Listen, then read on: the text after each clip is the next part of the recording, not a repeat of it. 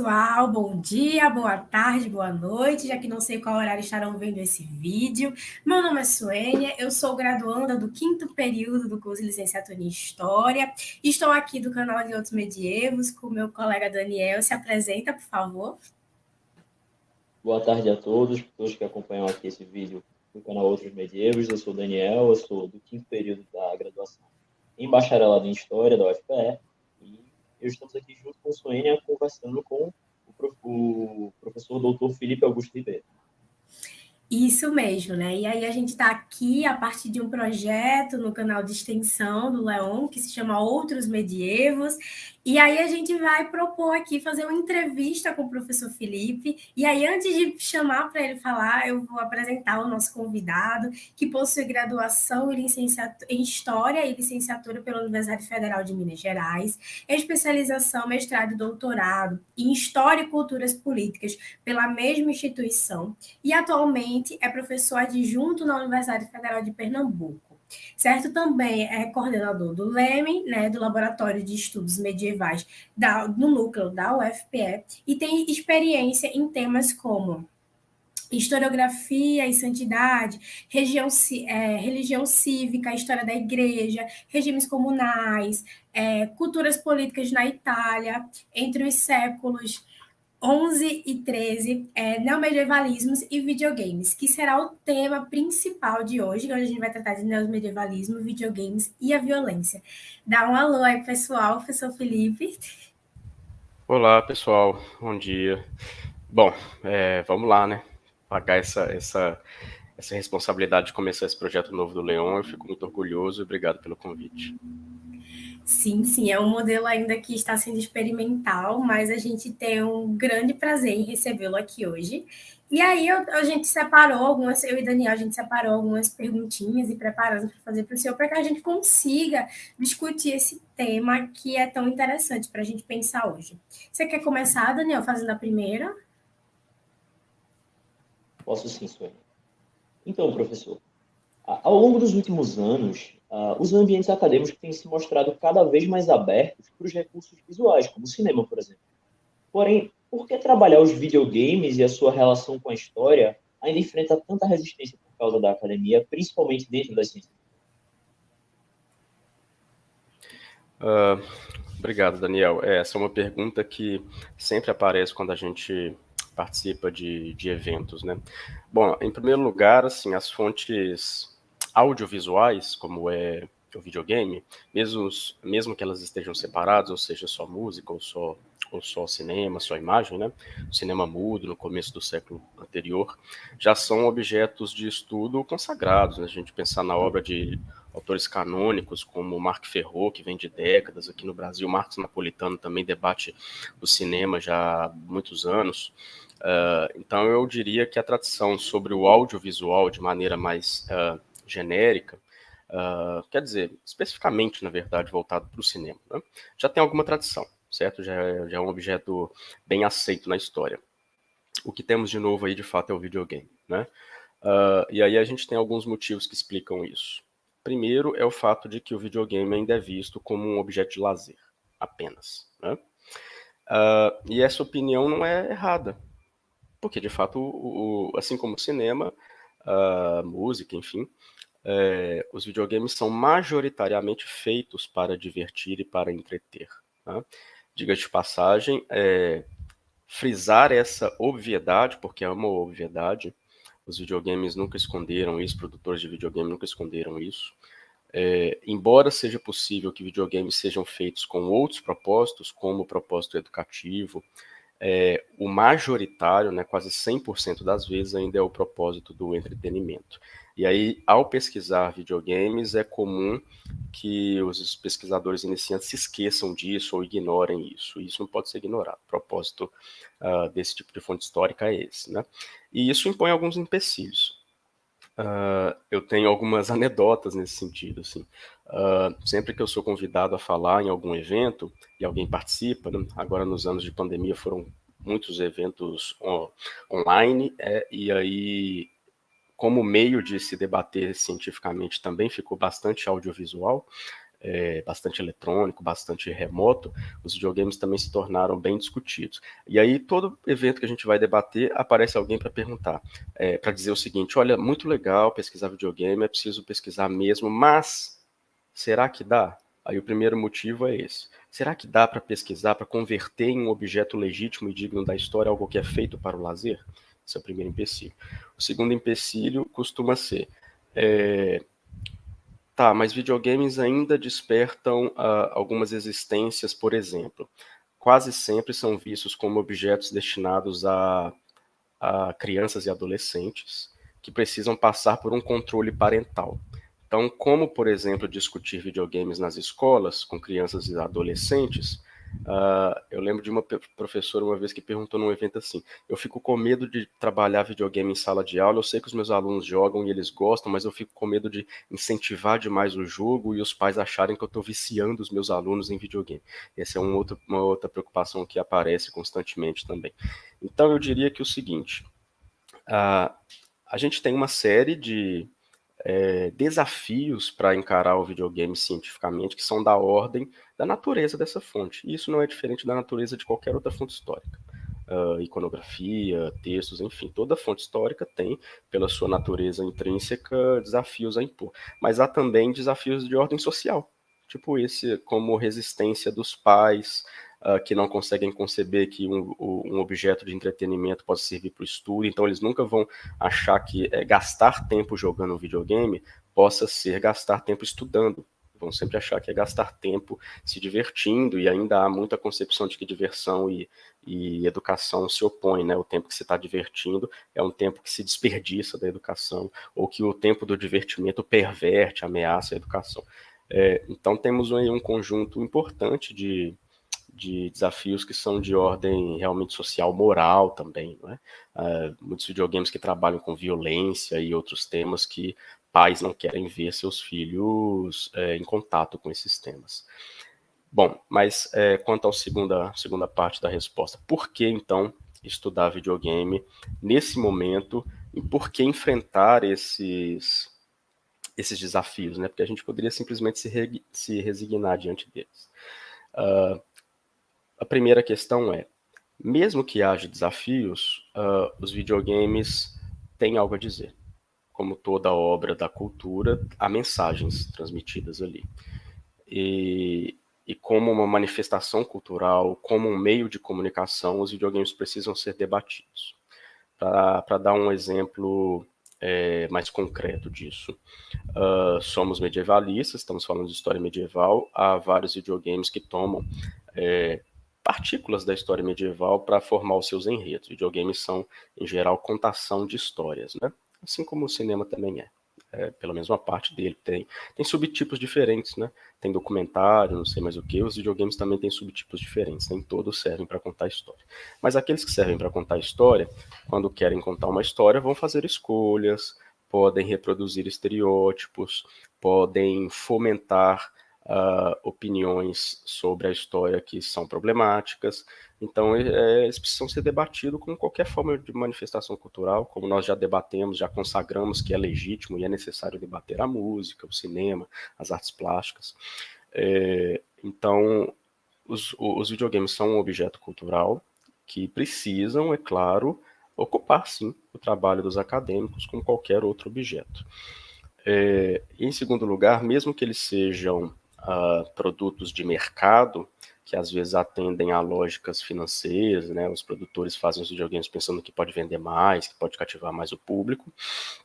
Há uma questão também de ordem econômica, mas há também consciência que não está presente em todos os produtores, mas alguns têm a clara consciência de que podem, sim, formar opiniões através de videogames. A gente tem casos muito emblemáticos recentemente de produtores que fazem videogames para se posicionar historiograficamente, mesmo que não sejam historiadores. Então, há casos de videogames, por exemplo, nacionalistas, que permitem claramente que os produtores se posicionem diante de um debate sobre a memória do seu país, sobre como seu país foi constituído, e aí nesses debates eles vão envolver questões étnicas, questões raciais, questões de gênero, que são muito importantes, e se um produtor concebe uma obra com essa mensagem, como os consumidores dessa obra, aqueles que entrarem em contato e jogarem o videogame, vão reagir. Terão aqueles que resistirão, que estabelecerão uma contradição em relação à mensagem que o videogame propõe, mas haverá aqueles que concordam, que vão reproduzir, que vão ecoar, servir como caixa de ressonância dessa mensagem.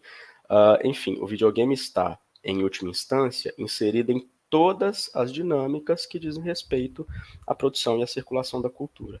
E se a cultura é um objeto da história, o videogame não pode estar de fora desses debates.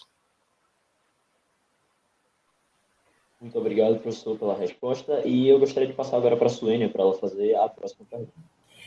Eu achei fantástica assim, essa resposta inicial, né, de como a gente começa a pensar o videogame enquanto um objeto de estudo histórico, enquanto, de fato, essa documentação historiográfica.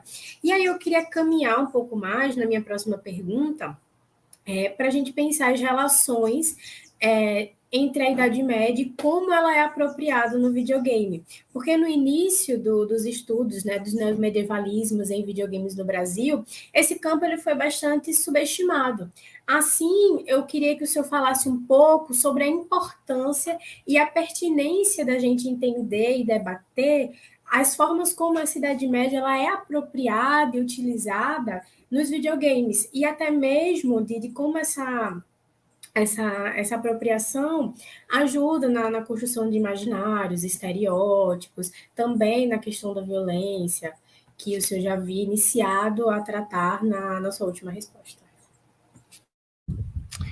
Obrigado, Suênia. Bom, eu acho que o começo dessa resposta também já foi dado há algumas décadas pelo Humberto Eco, naquela coletânea de ensaios dele sobre teoria e metodologia da história, e há um dos ensaios lá, esse livro dele já está traduzido em português, né? Um dos ensaios dele é o clássico 10 modos de sonhar a Idade Média, né?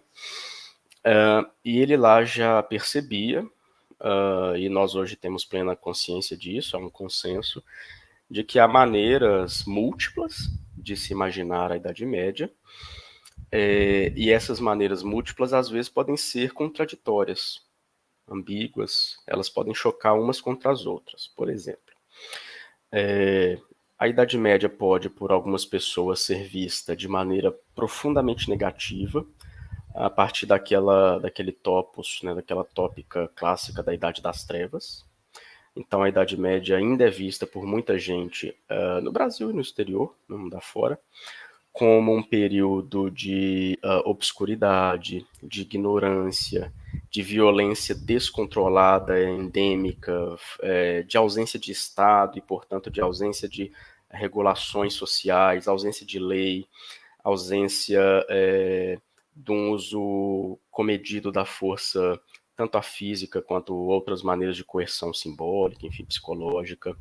É vista como um período de profunda e inapelável desigualdade social, de imobilidade científica.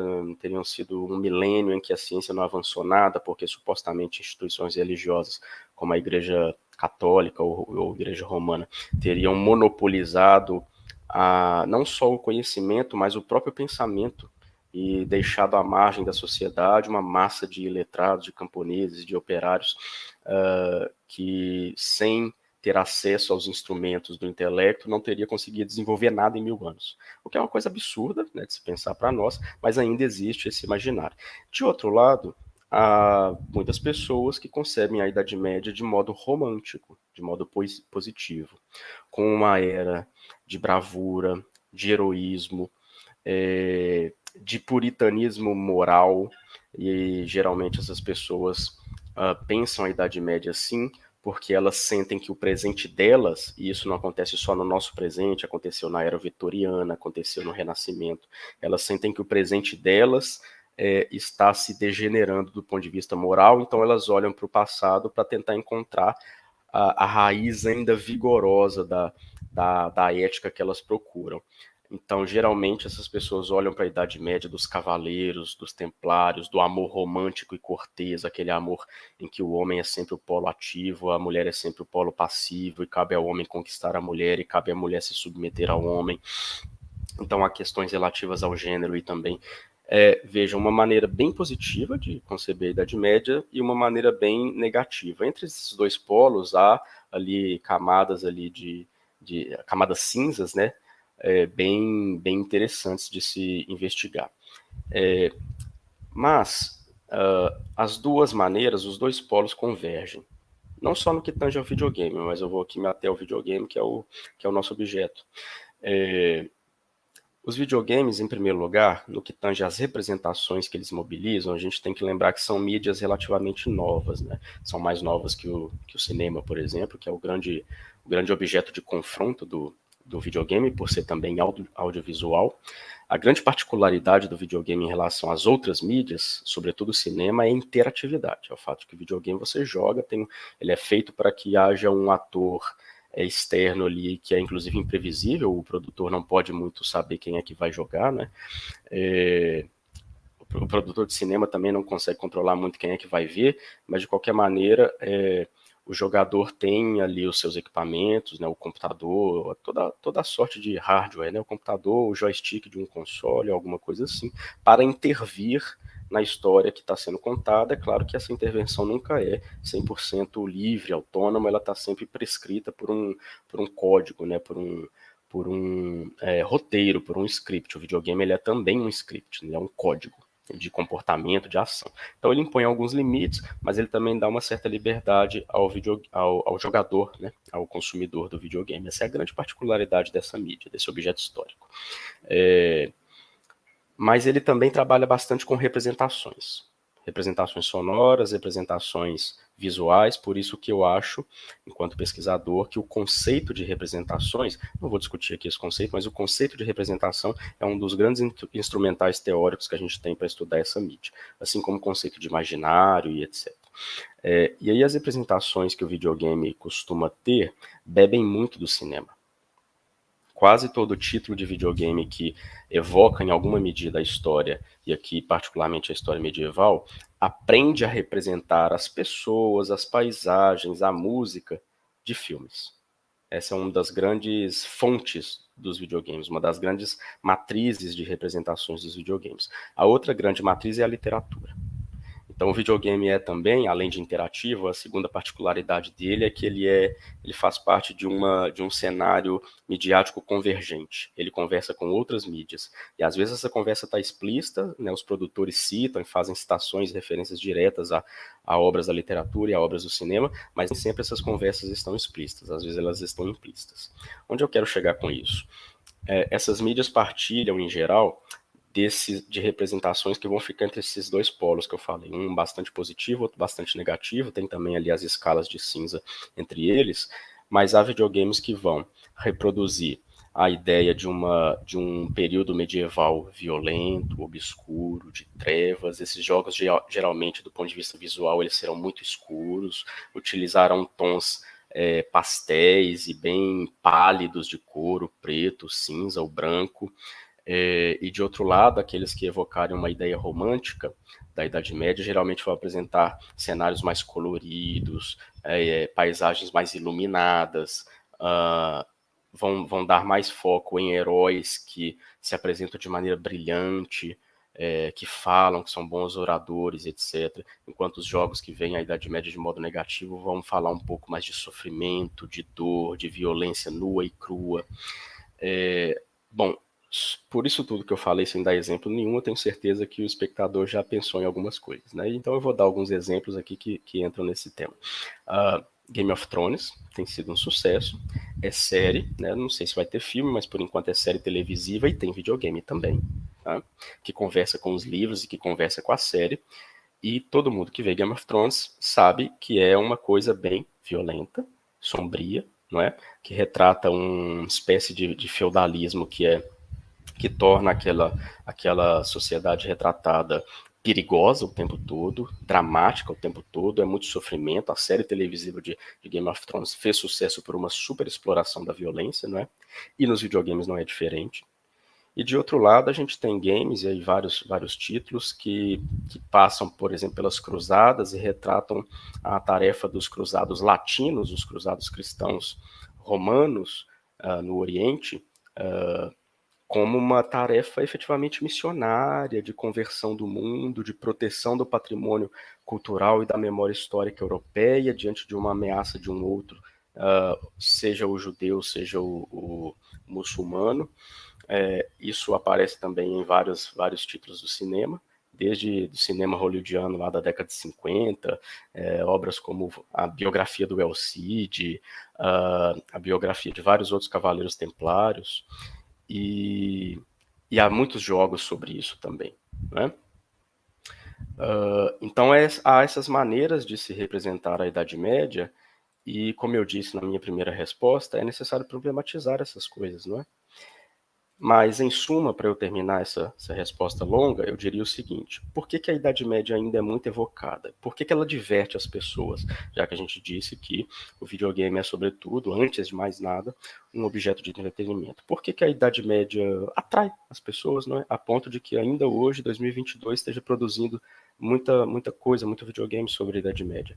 Porque ou ela diverte por permitir que o jogador, já que a característica dela é a interatividade, né?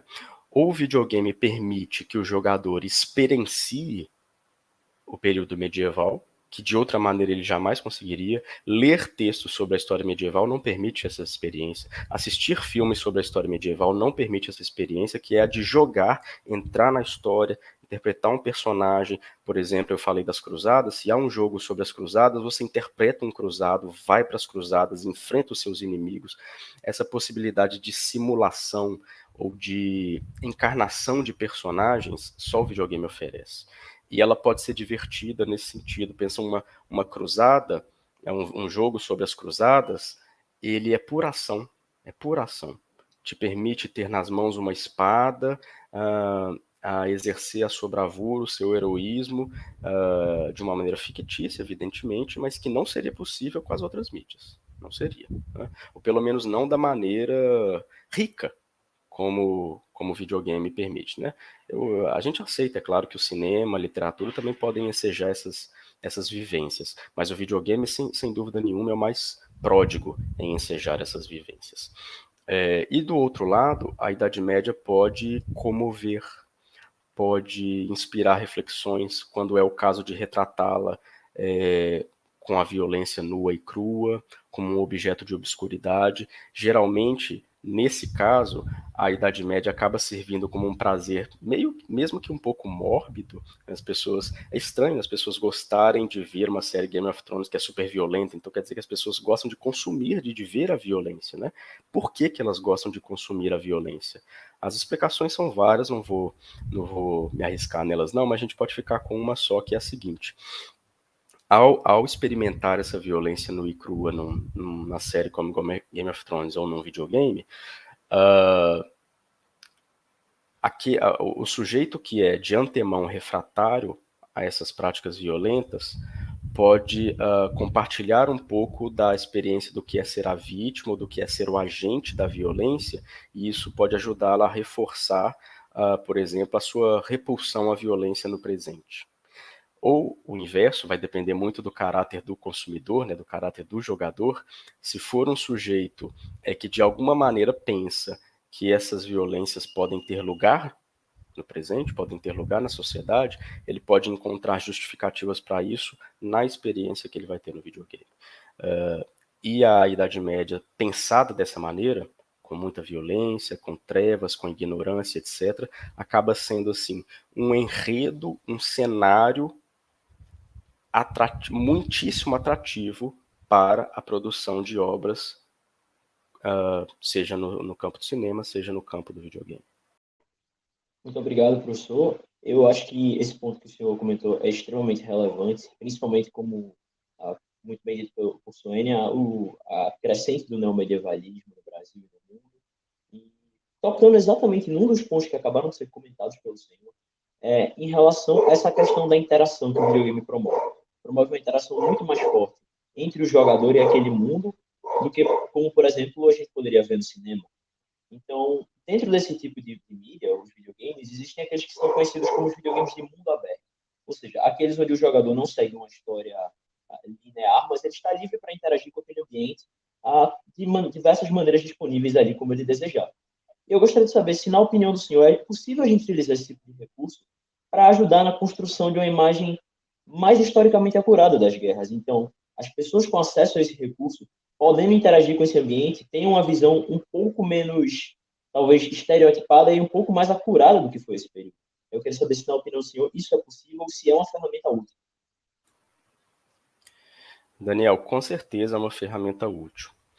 É claro que a gente antes deve pensar o seguinte: não cabe a nós, e nem seria possível, mesmo que a gente quisesse, se posicionar de modo normativo na produção dos videogames, assim como não caberia e não seria possível a gente ser normativo no que tange a produção do cinema, da música e de todas as outras manifestações culturais existentes. Então, nós nunca conseguiremos assim determinar como serão feitos os videogames. Isso é importante lembrar, porque essas representações estereotipadas, se elas são mais ou menos verossímeis e afeitas, compatíveis com com o estado do conhecimento histórico hoje, porque o conhecimento histórico avança, né? É comum a gente perceber nas representações da cultura audiovisual mensagens e leituras, concepções da história que, na verdade, não é bem que elas estão incorretas, é que elas estão velhas, não é? Porque pensem o seguinte: os produtores de videogame, eles não são historiadores, então eles estudaram a história que a gente estuda no ensino médio. Considerando aqui o Brasil, considerando o exterior, pensem que uma pessoa que vai entrar para o mundo dos videogames, ela vai ter que se profissionalizar no campo aí da programação, do audiovisual e etc.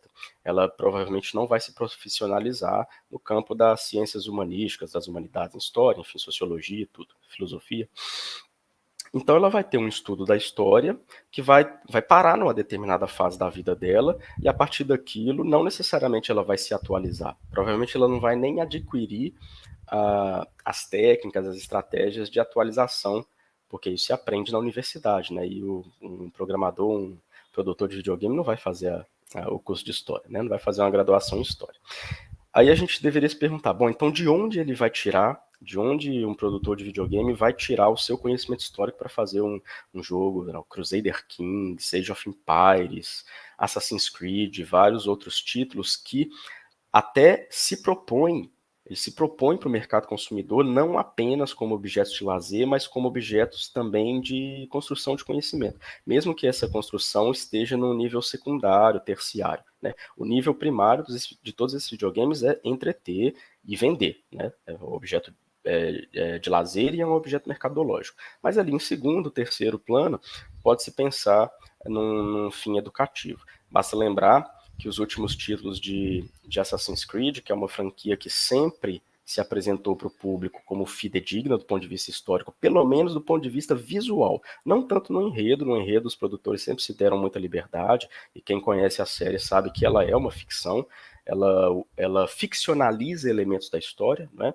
Mas ali na representação arquitetônica dos prédios, que são um elemento muito importante na mecânica do jogo, tudo isso é decisivo que a gente pense, tá? Quando vamos estudar videogame, é necessário lembrar de tudo, inclusive que ele é um código e que os videogames têm gênero. Por exemplo, Assassin's Creed é muito voltado para que o personagem escale coisas, interaja com objetos do ambiente. Então, a faceta arquitetônica de Assassin's Creed é decisiva, e não é à toa que esse é o ponto mais forte da série, é o ponto onde os produtores investiram tanto que eles conseguiram gerar representações de cidades antigas, como Jerusalém, elogiadas por arqueólogos, não é? E que foram utilizadas no ensino de história e de arqueologia. É importante a gente lembrar tudo isso. E o que isso tem a ver, por exemplo, com os jogos de mundo aberto, que também são um subgênero, né? Eles, de fato, Daniel, como você lembrou, não vão se prender muito a narrativas lineares da história, vão dar mais espaço de agência, de atuação para o jogador. Os videogames vão ser sempre marcados por isso, porque se eles são interativos, né, pensa aí, o interativo é uma ação que você vai estabelecer inter, né, entre alguma coisa. No caso de um jogo solo, é apenas a relação inter, né, entre jogador e programação, e código, né? O código vai ser executado num hardware, num computador, um console e tal, vai ser transmitido via monitor, televisão, enfim, mas ali vai ser a relação entre o jogador, que está com algum dispositivo na mão, o mouse, o teclado, como eu estou aqui, vocês também estão aí, ou um joystick, né? E aí vai se estabelecer através dessa tecnologia material, uma relação entre o jogador e o programa, que é uma relação interativa e recíproca, né? O jogo oferece para o jogador uma ação que reage a essa ação, aí o jogo reage à ação do jogador, que reage de volta, e assim vai se estabelecendo o jogo. Perfeito. No mundo aberto, essas possibilidades de interações são multiplicadas à enésima potência, né? Porque não só o jogador pode estabelecer uma relação com o software, mas com outros jogadores, eventualmente, se for o caso de um jogo multiplayer, se for o caso de um jogo solo, né? Ele ainda vai estabelecer relações que vão ser todas com o programa, mas com elementos múltiplos simultaneamente, e esses elementos não necessariamente vão se concatenar de forma linear, né? O que isso redunda? Isso redunda numa maior exploração da ação. E aqui eu não estou falando de ação apenas no sentido épico da coisa, assim, de ação de coisas explodindo, de usar armas, lutar e etc. Estou falando de cada mínimo ato que o jogador pode ter de pensar e de executar esse pensamento com os dedos ou com a mão que ele usa para manipular os equipamentos, né? Dar um clique no mouse, apertar um botão no teclado, apertar um botão no joystick, né? Tudo isso é uma ação. Vocês concordam? É uma ação. Você está pensando, vai lá, mexe os dedinhos, mexe a mão e tudo no mouse, nos equipamentos. Tudo isso são ações. Um mundo aberto, quem joga percebe isso. Ele utiliza muito mais botões, utiliza muito mais recursos, explora muito melhor a tela. Geralmente se configura a tela ali com vários botões de interface nas quais se pode clicar, mapas que se pode manipular de diversas escalas, de diversas perspectivas, tem vários menus, não é? Tudo isso, portanto, se potencializa. Então, potencializa a ação do jogador, potencializa a interatividade. Por fim, chegamos então na questão da guerra, né? A gente concebe a guerra muito ainda no modelo do século XX. Por quê? O nosso imaginário é marcado por filmes da Segunda Guerra Mundial. Nossa geração é marcada por filmes da Segunda Guerra Mundial. E a gente acha que guerra é aquilo. Muito embora as guerras medievais sejam completamente diferentes. Não é? Elas não têm aquele nível de ação. Não tem arma. Não é só pelo motivo tecnológico, assim, de não ter arma de fogo. Não é esse o decisivo. É um aspecto importante, mas não é esse o decisivo. As guerras do século XX envolveram muito mais pessoas, com índices de mortalidade e de periculosidade muito maiores. O emprego da pólvora, de maneira geral, não só arma de fogo, mas explosivos e máquinas de guerra, tanques, aviões, helicópteros, tudo isso tornou a guerra do século XX muito mais mortífera do que qualquer outra. No meu primeiro artigo sobre os videogames, eu citei uma referência de um historiador, se não me engano, russo, lembrando que as duas guerras mundiais, começo do século XX, é bem provável que elas tenham matado mais do que todas as guerras medievais e antigas juntas. Então a gente tem uma ideia de guerra que é muito repleta de ação, e lembre-se que isso de novo nos remete ao cinema. Vejam lá o Resgate do Soldado Ryan, né? Ou recentemente aquele filme, eu me esqueci o nome do 1914, 1917, alguma coisa assim, que é todo em plano sequência e o mensageiro tem que entregar uma mensagem, ele vai perpassando, atravessando as trincheiras da Primeira Guerra até ele chegar no seu destino com a mensagem. Aquilo é pura ação, né? Mas as guerras medievais não são assim. Só que essa é a ideia que a gente tem de guerra e a gente projeta ela no período medieval. Isso combina muito bem com o mundo aberto. Porque vejam só, a gente tem uma concepção prévia de guerra, que não depende dos videogames, depende do cinema, um pouco também dos livros didáticos, né? A gente tem uma concepção de guerra que é a guerra do frenesi. Tem o tempo todo gente atirando, gente morrendo, gente se mutilando, etc. A gente projeta essa ideia para a história medieval, imagina que a guerra medieval é o tempo todo cavaleiros se decapitando, não sei o quê, coisas explodindo, corpos voando, coisas sendo demolidas, etc. E isso casado com a ideia de mundo aberto, em que você pode dar vários cliques na tela o tempo todo, controlar várias unidades, ou seu personagem tem vários recursos para usar simultaneamente, essas duas ideias casam muito bem e formam um tipo de jogo que tem muito sucesso. Basta ver as vendas dos jogos de mundo aberto, que talvez sejam hoje o principal gênero de videogame, né? Se a gente considerar os não medievais, digamos assim, né? LoL, Dota, Free Fire e vários outros videogames que tem lá um mundo mais ou menos grande, né, mais ou menos aberto, joga o personagem ali controlado pelo jogador, ele tem vários recursos, ele interage com o ambiente de diversas formas, e aí ele cumpre os objetivos que ele tem que cumprir de acordo com o que o videogame propõe. Esses jogos, hoje, eles constituem campeonatos, competições, eles geram muita renda, geram muita audiência no YouTube e assim por diante. Então, esses jogos são hoje os mais apelativos, digamos assim. E termina a resposta lembrando o que eu falei anteriormente. A Idade Média parece oferecer, mesmo que seja por conta de alguns preconceitos, como esse que eu disse, da gente imaginar que as guerras medievais foram como as guerras do século XX, a Idade Média, na cabeça dos produtores de videogame, pelo que eles sabem de Idade Média, é um terreno fertilíssimo para você aplicar a mecânica de jogo de mundo aberto, e quase sempre essa aplicação vai evocar guerra, porque guerra é pura ação na nossa cabeça. Muito obrigado pela resposta, professor. E eu acho que a gente discutir esses temas dentro da academia está se tornando cada vez mais relevante. É uma mídia que está crescendo muito e que implica novas possibilidades de interação dificilmente vistas neste nível em outras mídias.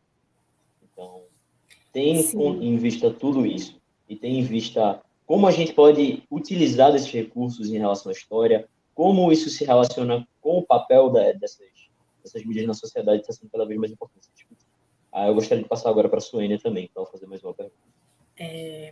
Então, como a gente está aqui, um canal, né, Outros Medievos, que se propõe em contribuir para a história pública, né, e essa história que a gente está debatendo aqui, que também é pública, que está sendo apropriada por todos e por figuras que também não são historiadores, eu queria pensar essa relação que o senhor trouxe lá no início, que é essa relação entre o videogame e a sala de aula. Porque as questões do ensino também são importantes de ser debatida quando a gente está tratando de propor uma escola pública, né? uma história pública. Então, eu queria trazer, né, também no âmbito da educação, na sala de aula, como o senhor analisa que o estudo dos não medievalismos nos videogames pode contribuir para aproximar a Idade Média, os estudos medievais e os debates sobre essas violências nos videogames? Porque, como o senhor muito bem falou, ele está sendo jogado pelos jovens e eles precisam entender, talvez, as narrativas que são contadas nesses videogames. O público, principalmente criança e adolescente. E aí eu gostaria de saber como é que o senhor analisa e vê esse panorama. Suênia, bom, primeiro eu gostaria de fazer uma distinção assim, entre história pública e ensino de história. As duas coisas são correlatas, bastante correlatas, mas não são idênticas, né? Vou até recuperar a pergunta do Daniel, que aí eu acho que fica mais no campo da história pública. Então aqui não estou pensando sala de aula, não estou pensando ainda a instituição escolar, vou falar dela já na segunda parte da resposta. A primeira vamos ficar em história pública. Essa história pública não escolar, que aí não necessariamente se vincula com o ensino, ela pode ser feita no próprio videogame. De novo, a questão do mundo aberto. Pensa em jogos que funcionam online no mundo aberto hoje, a maioria, né? E aí você vai ter ali algumas dezenas, talvez centenas, talvez milhares de jogadores compartilhando o mesmo espaço virtual. Né? Esses jogadores, se eles serão responsáveis por tecer narrativas históricas, como eles vão tecer? Baseado em quê? Em que tipos de ideia? Por exemplo, eu falei de videogames nacionalistas. Os jogadores podem encontrar no ambiente virtual pessoas que pensem como eles, que compartilham de um sentimento nacionalista, e se juntar no jogo para escrever a história desse sentimento nacionalista dentro do jogo, pegando lá um mundo aberto, né? Essa é uma construção de história pública. Não estou entrando no mérito se nós gostamos ou não, se é positivo ou não, se é correto ou não. Não estou entrando nesse mérito. Eu estou reforçando que isso é possível. Né? É problemático e é possível. Tá?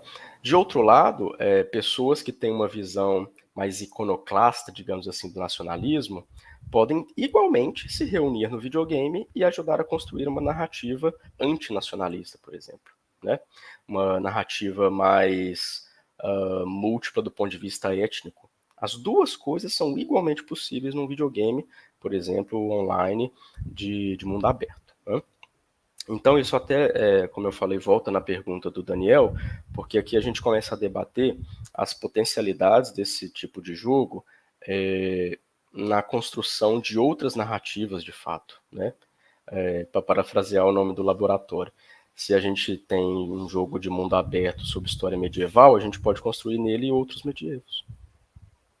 Podemos contar e tecer outras histórias medievais dentro do videogame, dentro mesmo, né? Hoje está sendo debatido aí o tal do metaverso, não estou muito por dentro dessa conversa não, mas pensem que o videogame pode funcionar como um metaverso. As pessoas criam personagens entram lá e constroem histórias. Né?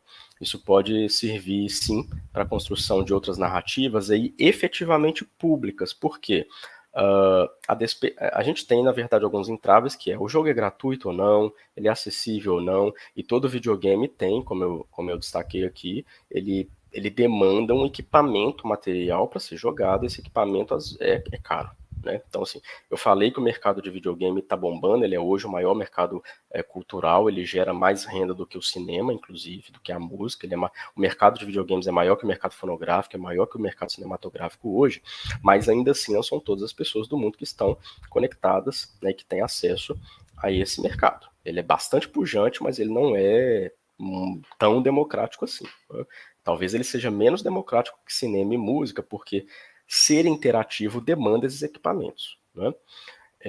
Demanda mais equipamentos que cinema e que música. Perfeito. Então tem alguns entraves, mas a gente pode considerar que é pública no sentido de que, desde que o usuário tenha as condições materiais de acesso, ele pode entrar lá e participar.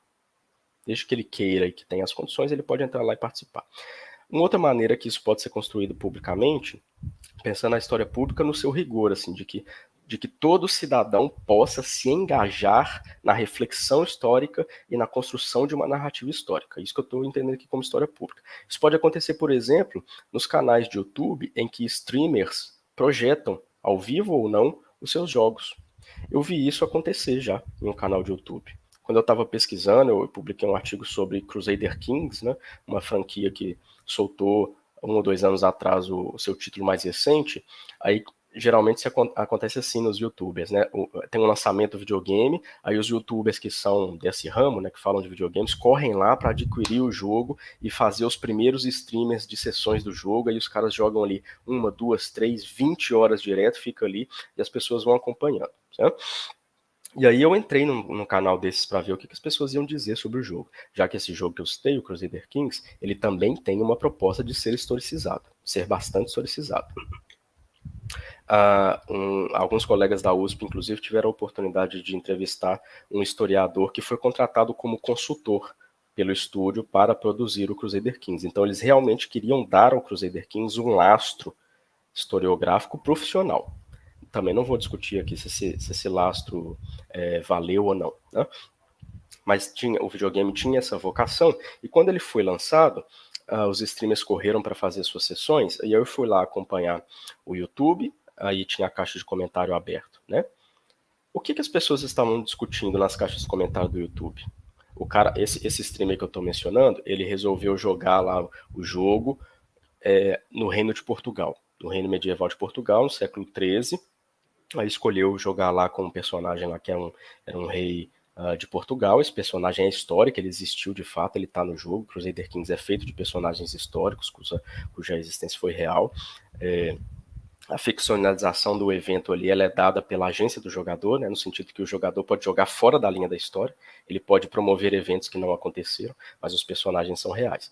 Aí esse streamer resolveu jogar com o rei de Portugal lá no século XIII. Aí nos comentários do YouTube, o que as pessoas estavam discutindo? A história de Portugal. Diferentes narrativas sobre a história de Portugal. Por exemplo, o streamer foi escolhendo alguns caminhos que se desviaram da história oficial de Portugal, digamos assim. O que os comentaristas do YouTube, que eram pessoas assim, inclusive anônimas, porque para comentar no YouTube você pode criar uma conta fake, né? Criar uma conta com um nome qualquer, bota lá um avatar que não vai te identificar, essas pessoas não necessariamente precisam se identificar. Mas se identificando ou não, eles começaram a discutir, por exemplo, o seguinte: olha, as escolhas que você está fazendo aí, de casamento, de diplomacia, de guerra, elas estão te fazendo construir um reino de Portugal divergente da história oficial do reino de Portugal. O que é esse acontecimento? O que é esse fenômeno? A construção pública de uma outra narrativa histórica. Que é ficcionalizada? Mas é uma narrativa histórica sobre o reino de Portugal. E aí eles começaram a discutir, inclusive, em que isso ia dar. Assim, olha, você construindo esse caminho divergente do reino de Portugal, eu lembro de que alguns usuários estavam brincando no YouTube assim, cara, esse cara aí nunca vai descobrir o Brasil do jeito que ele está jogando, porque o reino dele, o reino que ele está construindo nunca será poderoso, nunca terá uma marinha poderosa para cruzar o Atlântico e chegar no Brasil. Então veja, é uma discussão plenamente histórica, é a construção de uma narrativa histórica pública no YouTube, a partir de um jogo de videogame. Perfeito, essa é a primeira parte da resposta. A segunda diz respeito ao ensino. Também há alguns dilemas ali. Voltamos à questão material da acessibilidade do videogame.